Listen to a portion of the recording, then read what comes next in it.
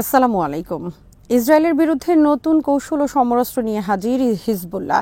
Putin বলেছেন, ইউক্রেনকে অস্ত্র যোগানদাতা দেশগুলোকে উচিত শিক্ষা দেবেন। রাশিয়া বিভিন্ন দেশকে অস্ত্র দেবে যুক্তরাষ্ট্রের ঘাঁটিতে হামলা চালাতে।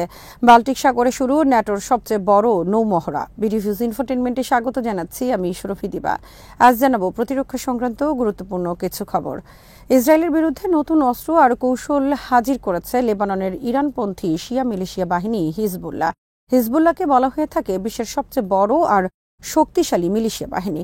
হামাস ইসরায়েল ৭ অক্টোবর যুদ্ধ শুরুর পর হিজবুল্লাহ নিয়মিত হামলা চালিয়ে যাচ্ছে উত্তর ইসরায়েলে।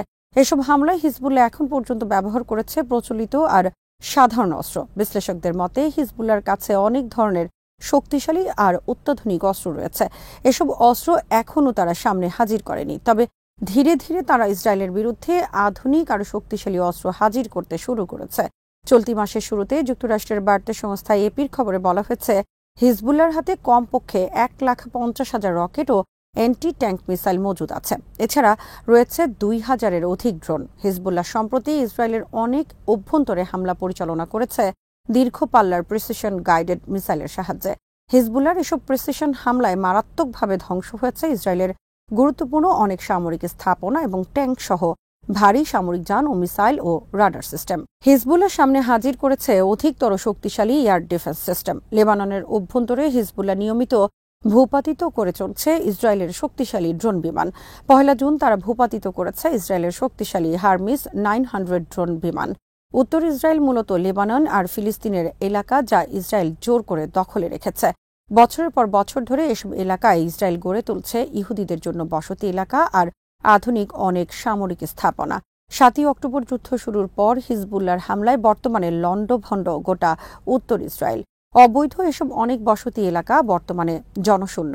ইসরায়েলের গণমাধ্যমের খবরে বলা হয়েছে, হামাসের সাথে যুদ্ধের ফলে ইসরায়েল মূলত হাতছাড়া করেছে উত্তর ইসরায়েল। সেখানে আর ইসরায়েলের কোনো নিয়ন্ত্রণ নেই। ইসরায়েল আর্মি তার নাগরিকদের রক্ষা করতে পারছে না হিজবুল্লাহর টানা হামলা থেকে। এখানে বর্তমানে সম্পূর্ণ অকার্যকর ইসরায়েল আর্মির এয়ার ডিফেন্স সিস্টেম। এমনকি সময় মতো এয়ার রেড সাইরেন্সও বাজাতে পারছে না ইসরায়েল আর্মি। বুধবার হিজবুল্লাহ হামলা করেছে হারফিস এলাকার গুরুত্বপূর্ণ একটি সামরিক এলাকায়, যখন অকার্যকর ছিল এয়ার রেড সাইরেন্স। লেবাননের গণমাধ্যমের খবরে বলা হয়েছে, হিজবুল্লাহর হামলার ফলে দৌড়ের উপর রয়েছে ইসরায়েল আর্মি উত্তর ইসরায়েলে। ইউক্রেনকে অস্ত্রের যোগানদাতা যুক্তরাষ্ট্রসহ পশ্চিমা দেশগুলোকে উপযুক্ত শিক্ষা দেওয়ার পরিকল্পনা গ্রহণ করেছে রাশিয়া।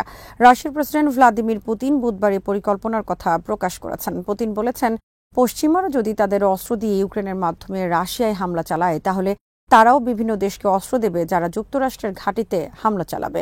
ভ্লাদিমির পুতিন বুধবার সেন্ট পিটার্সবার্গে আন্তর্জাতিক একটি সম্মেলন উপলক্ষে বৈঠকে মিলিত হন বিশ্বের নামকরা সংবাদ সংস্থার প্রধানদের সাথে। এই বৈঠকে পুতিন খোলাখুলিভাবে বলেন, পশ্চিমা স্বার্থের বিরুদ্ধে পাল্টা আঘাতের কথা। পুতিন বলেন, তারা যদি তাদের অস্ত্র দিয়ে ইউক্রেনের মাধ্যমে রাশিয়ার অভ্যন্তরে হামলা চালাতে পারে, তাহলে আমরা কেন বিভিন্ন দেশকে একইভাবে অস্ত্র দিয়ে তাদের বিরুদ্ধে আক্রমণ পরিচালনা করব না। পুতিন বলেন, ইউক্রেন যদি পশ্চিমা অস্ত্রের সাহায্যে রাশিয়ার অভ্যন্তরে হামলা চালায়, তাহলে আমরাও বিভিন্ন দেশকে দূরপাল্লার অস্ত্র সরবরাহ করব, যারা সেই সব অস্ত্র দিয়ে পশ্চিমা বিভিন্ন ঘাঁটিতে আক্রমণ পরিচালনা করবে। পুতিন বলেন, পশ্চিমারা ইউক্রেনকে অস্ত্র দিচ্ছে সরাসরি রাশিয়ায় আক্রমণের জন্য। এভাবে তারা রাশিয়ার বিরুদ্ধে যুদ্ধ করছে ইউক্রেনের ঘাড়ে বন্দুক রেখে। আমরা এখন একইভাবে বিভিন্ন দেশকে অস্ত্র দেব, যারা আমাদের অস্ত্র দিয়ে পশ্চিমা স্বার্থে আঘাত করবে। বিশ্বের বিভিন্ন দেশে রয়েছে যুক্তরাষ্ট্রের ঘাঁটি। আফ্রিকা সহ বিভিন্ন দেশে যুক্তরাষ্ট্র বিরোধী সরকার এবং বিদ্রোহী গোষ্ঠীকে অস্ত্র ও ভাড়াটিয়া সেনা দিয়ে সহায়তা করছে রাশিয়া। এর ফলে আফ্রিকার কয়েকটি দেশে যুক্তরাষ্ট্র, ফ্রান্সের সেনা উপস্থিতি বর্তমানে চ্যালেঞ্জের মুখে পড়েছে। বুধবার রাশিয়ার প্রেসিডেন্ট ওইসব দেশে যুক্তরাষ্ট্রের ঘাঁটি সহ বিভিন্ন স্বার্থে সরাসরি আক্রমণের হুমকি দিলেন। প্রেসিডেন্ট পুতিন বলেন, ইউক্রেনের বিভিন্ন যুদ্ধক্ষেত্রে সরাসরি উপস্থিত আছেন ন্যাটোর অনেক উচ্চপদস্থ কর্মকর্তা। ফ্রন্টলাইনে তারাই এখন ইউক্রেন আর্মিকে দিয়ে সরাসরি যুদ্ধ পরিচালনা করছে রাশিয়ার বিরুদ্ধে। ইতোমধ্যে রাশিয়ার হামলায় ফ্রন্টলাইনে নিহত হয়েছে কয়েকজন ন্যাটো কর্মকর্তা। বার্তা সংস্থা রয়টার্স, এপি সহ বিশ্বের নামকরা সংবাদ সংস্থার গুরুত্বপূর্ণ প্রতিনিধি ও প্রধানদের সাথে এ বৈঠকে রাশিয়ান নেতা আরও হুমকি দেন পশ্চিমাদের বিরুদ্ধে প্রয়োজনীয় পারমাণবিক অস্ত্র ব্যবহারের। পুতিন স্পষ্ট করে এখানে বলেন, আমাদের সার্বভৌমত্ব এবং ভৌগোলিক অখণ্ডতা যদি হুমকির মুখে পড়ে, তাহলে আমরা পারমাণবিক অস্ত্র ব্যবহারে কোনো দ্বিধা করব না। পুতিন বলেন, পশ্চিমারা যদি তাদের অস্ত্র আর ইউক্রেনকে ব্যবহার করে রাশিয়ার বিরুদ্ধে হামলা অব্যাহত রাখে তাহলে আন্তর্জাতিক সম্পর্ক এবং নিরাপত্তা বলতে আর কিছুই অবশিষ্ট থাকবে না। পিটার্সবার্গের সাংবাদিক বৈঠকে পুতিন বলেন, ভলোদিমির জেলেনস্কি ইউক্রেনের একজন অবৈধ প্রেসিডেন্ট। গত 20 মে তার ক্ষমতার মেয়াদ শেষ হয়ে গেছে, কিন্তু তিনি অবৈধভাবে ক্ষমতা দখল করে আছেন। পুতিন সাংবাদিকদের বলেন, রাশিয়া ইউক্রেন যুদ্ধ শুরু করেনি। ইউক্রেন যুদ্ধ শুরু হয়েছে 2014 সালে পশ্চিমাদের ইউক্রেনে অভ্যুত্থানের পরে। ওই অভ্যুত্থানে পশ্চিমারা হত্যা করেছে অভ্যুত্থান বিরোধী রাশিয়ানদের। 2014 সালে যুক্তরাষ্ট্রের সহায়তায় ইউক্রেনে অভ্যুত্থানের মাধ্যমে ক্ষমতা থেকে সরিয়ে দেওয়া হয় রাশিয়ানপন্থী ইয়ানুকোভিচ সরকার। এরপর থেকে ইউক্রেনে ক্ষমতায় আসে যুক্তরাষ্ট্রপন্থী সরকার। রাশিয়ার অভিযোগ, যুক্তরাষ্ট্রপন্থী সরকার ইউক্রেনে ক্ষমতায় বসানোর পর থেকে তাদেরকে রাশিয়ার বিরুদ্ধে লেলিয়ে দেওয়ার সমস্ত আয়োজন করতে থাকে পশ্চিমারা। তারা ডোনবাসে রাশিয়ান অধ্যুষিত এলাকায় নির্বিচার হামলা চালিয়ে হত্যা ধ্বংসের পথ বেছে নেয়। বাল্টিক সাগরে বুধবার শুরু হয়েছে ন্যাটোর এ যাবৎকালের সবচেয়ে বড় নৌমহড়া। মহড়ায় অংশ নিচ্ছে বিভিন্ন দেশের 50টি রণতরী এবং হেলিকপ্টার সহ 40টি যুদ্ধবিমান। ন্যাটোর 20টি সদস্য দেশ থেকে অংশ নিচ্ছে 9,000-এর বেশি সেনা। এই মহড়ায় বিশেষ গুরুত্বের সাথে অংশ নিচ্ছে পোল্যান্ড আর্মির সব শাখা। ইউক্রেন যুদ্ধের পোল্যান্ড নিজেদেরকে রাশিয়ার সবচেয়ে শত্রু রাষ্ট্রে পরিণত করেছে ঘোষণা দিয়ে। ন্যাটোর সদস্য পদ লাভের পর ফিনল্যান্ড প্রথমবারের মতো অংশ নিচ্ছে এই নৌমহড়ায়। তবে সুইডেন বিরত রয়েছে এই মহড়া থেকে। বাল্টিক সাগরে ন্যাটোর সামরিক তৎপরতার ঘোর বিরোধী রাশিয়া বলে আসছে, বাল্টিক সাগরকে ন্যাটোর লেকে পরিণত হতে দেবে না তারা।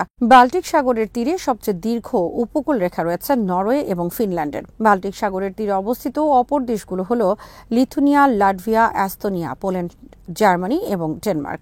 এসব দেশ অংশ নিচ্ছে চলমান মহড়ায়। রাশিয়ারও অংশ রয়েছে বাল্টিক সাগরে। রাশিয়ার সেন্ট পিটার্সবার্গ এবং কালিনিনগ্রাদ অবস্থিত বাল্টিক সাগরের তীরে। ন্যাটো নেতা যুক্তরাষ্ট্র দীর্ঘদিন ধরে চেষ্টা করছে বাল্টিক সাগরে আধিপত্য বিস্তারের। বাল্টিক সাগরের আকাশে প্রায়ই ধাওয়া পাল্টা ধাওয়ার ঘটনা ঘটে রাশিয়া ও যুক্তরাষ্ট্রের যুদ্ধবিমানের মধ্যে।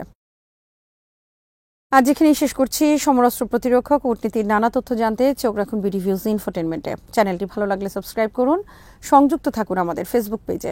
আল্লাহ হাফেজ।